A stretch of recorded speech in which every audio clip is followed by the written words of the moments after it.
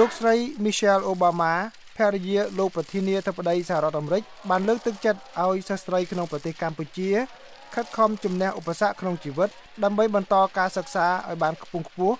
ដោយមិនត្រូវចោះចាញ់ការរិះគន់បង្អាប់នានាដែលពួកគេអាចជួបប្រទះនៅក្នុងការស្នាក់នៅថ្ងៃទី2នៃដំណើរទស្សនកិច្ចរយៈពេល3ថ្ងៃនៅខេត្តសៀមរាបប្រទេសកម្ពុជាដើម្បីផ្សព្វផ្សាយគំនិតផ្ដួចផ្ដើមជំរុញសិស្សស្រីឲ្យបានសិក្សា Let Girls Learn លោកស្រីបានជួបជាមួយនឹងសិស្សស្រីដែលកំពុងសិក្សានៅវិទ្យាល័យហ៊ុនសែនប្រាសាទបាគងដើម្បីបានស្ដាប់រឿងរ៉ាវផ្ទាល់ខ្លួនរបស់ពួកគេលោកស្រីប៊ុនរ៉ានីភរិយាលោកនាយករដ្ឋមន្ត្រីហ៊ុនសែនក៏បានចូលរួមជាមួយគ្នាផងដែរស្ត្រីទី1នៃប្រទេសទាំងពីរបានស្ដាប់ឮដោយផ្ទាល់នៅរឿងរ៉ាវរបស់សិស្សស្រីទាំងនោះនឹងវៀនសុកហាងសិស្សថ្នាក់ទី12បានរៀបរាប់ថាគម្រោងដែលខ្ញុំរៀនដល់ថ្នាក់ទី12នេះខ្ញុំត្រូវឆ្លងកាត់ការលំបាកជាច្រើនប៉ុន្តែការលំបាកទាំងអស់នោះខ្ញុំមិនដែលរំលាមិនដែលរាថយឬក៏មិនដែលអស់សង្ឃឹមឡើយហើយសប្តាហ៍ថ្ងៃខ្ញុំមិនបានរស់នៅជាមួយក្រុមគ្រួសារទេគឺខ្ញុំរស់នៅជាមួយជីដូនមីនហើយនឹងពូហើយខ្ញុំលើផ្ទះគាត់ខ្ញុំត្រូវជួយការងារគាត់ជាច្រើនដូចស្រោចដំណាំមើលគោដាំបាយធ្វើម្ហូបបោសផ្ទះសម្បែងហើយជារៀងរាល់ថ្ងៃខ្ញុំត្រូវក្រោកពីម៉ោង4ដើម្បីដាំបាយធ្វើម្ហូបសម្រាប់ទឹកខ្លួនឯងទៅសាលាលោកស្រី Michelle Obama បានសម្ដែងសមានចិត្តចំពោះសិស្សស្រីដែលខំតស៊ូដើម្បីការសិក្សានិងលើកទឹកចិត្តពួកគេមិនឲ្យបោះបង់ចោលដោយសារតែឧបសគ្គកើតមានឡើងទេមិនមែនជារឿងងាយស្រួលនោះទេខ្ញុំក៏ដឹងដែរថាពេលខ្លះក្មួយៗមានការលំបាកក្នុងការរៀនសូត្រព្រោះវាមិនមែនជារឿងងាយស្រួលនោះទេដែលក្មួយត្រូវជួយឪពុកម្ដាយនិងក្រុមគ្រួសារធ្វើស្រែចម្ការជួយកិច្ចការផ្ទះហើយត្រូវជិះកង់ជិះម៉ូតូរយៈពេល1ម៉ោងមកសាលារៀនដើម្បីខំប្រឹងប្រែងរៀនសូត្រឲ្យបានពូកែនោះខ្ញុំដឹងថាទាំងអស់នេះមិនមែនជាកិច្ចការងាយស្រួលនោះទេក៏ប៉ុន្តែអ្វីដែលសំខាន់បំផុតដែលក្មួយៗទាំងអស់គ្នាត្រូវដឹងនោះគឺថាក្មួយៗទាំងអស់គ្នាមករៀនដើម្បីបង្ហាញមនុស្សគ្រប់គ្នាថាក្មួយៗឆ្លាតរឹងមាំនិងមានសមត្ថភាពលោកស្រី Michelle បានចែករំលែកបទពិសោធន៍ផ្ទាល់ខ្លួនថាកាលពីលោកស្រីនៅក្មេងក៏ធ្លាប់មានអ្នកមិនឲ្យលោកស្រី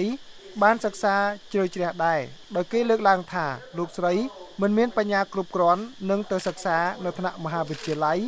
និងមហាវិទ្យាល័យច្បាប់ទេប៉ុន្តែ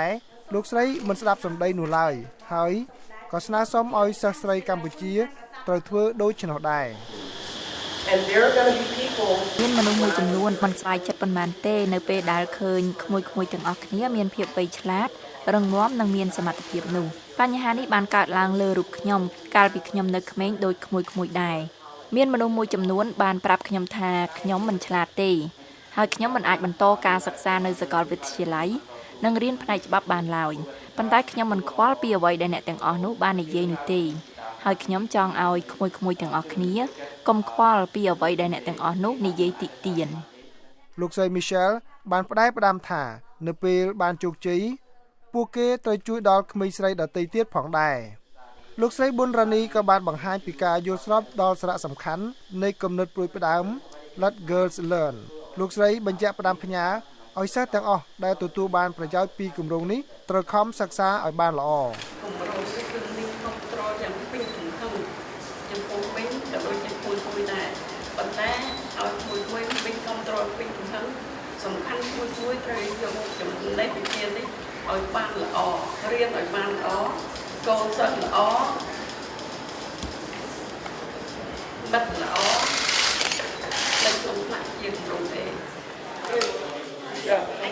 គម្រោងផ្ដល់ឱកាសឲ្យសិស្សស្រីបានសិក្សា Let Girls Learn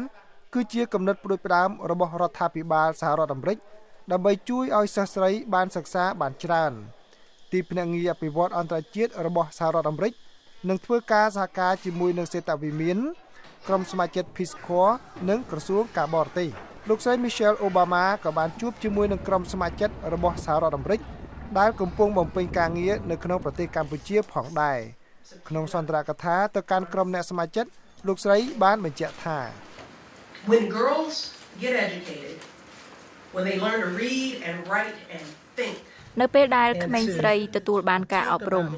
អាចអាននិងសរសេរនិងវិភាគបាន មានន័យថាការអប់រំបានផ្ដល់មធ្យោបាយឲ្យក្មេងស្រីអាចបកស្រាយនិងនិយាយអំពីអំពើអយុត្តិធម៌ហើយអាចទាមទារឲ្យមានភាពស្មើគ្នា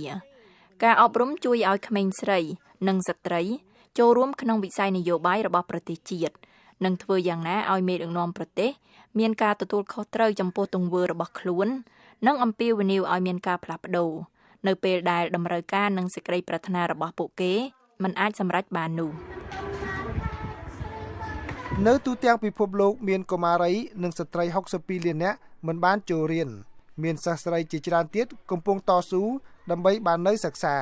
ដោយឡែកប្រទេសកម្ពុជាមានអត្រាសិស្សបោះបង់ចោលការសិក្សាច្រើនដោយក្នុងចំណោមសិស្ស100នាក់ដែលបានចុះឈ្មោះចូលរៀននៅថ្នាក់ទី1គឺមានតែសិស្ស20នាក់ប៉ុណ្ណោះដែលបានបញ្ចប់ការសិក្សារហូតដល់ថ្នាក់ទី9ក្នុងចំណោមនេះមានសិស្សស្រីចំនួនពាក់កណ្ដាល